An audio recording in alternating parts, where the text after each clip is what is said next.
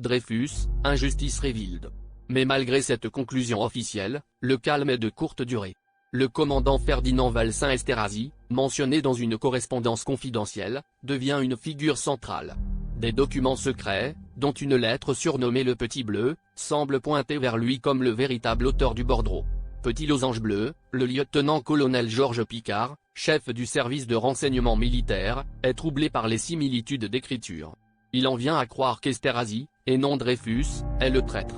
Mais ses supérieurs lui demandent de garder le silence. Picquart refuse. Il est alors écarté, puis envoyé en Tunisie, sous un faux prétexte. Pendant ce temps, l'affaire continue de diviser l'armée, la presse et l'opinion publique. Certains, comme Émile Zola, commencent à douter de la culpabilité de Dreyfus. Zola publiera plus tard son fameux article J'accuse, mais ce sera encore plus tard. Petit losange bleu, en 1898, sous la pression publique croissante, Esterhazy est jugé.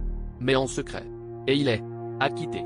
Ce verdict indigne les partisans de Dreyfus, qui voient dans ce procès une mascarade. Peu après, le lieutenant-colonel Henry, un autre membre du renseignement, avoue avoir fabriqué de faux documents pour accabler Dreyfus. Il est retrouvé mort dans sa cellule, officiellement suicidé. Mais ce drame ne fait qu'aggraver le scandale. La révision du procès de Dreyfus devient inévitable. Petit losange bleu, en juin 1899, Alfred Dreyfus revient enfin en France. Il est réjugé devant un tribunal militaire à Rennes. Malgré les preuves accablantes contre Esterhazy et les falsifications dévoilées, le verdict tombe, Dreyfus est à nouveau déclaré coupable. Avec des circonstances atténuantes. Et il est condamné à 10 ans de réclusion. Mais cette fois, l'indignation est trop forte. Le président de la République, Émile Loubet, décide de gracier Dreyfus. Ce dernier accepte, bien qu'il clame toujours son innocence. Il souhaite laver son honneur. Mais aussi retrouver sa famille.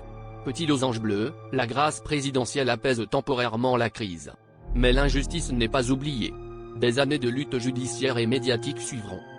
Finalement, en 1906, la Cour de cassation casse le jugement de Rennes. Alfred Dreyfus est réhabilité. Il est réintégré dans l'armée avec le grade de commandant, puis nommé chevalier de la Légion d'honneur. Mais les cicatrices de l'affaire sont profondes.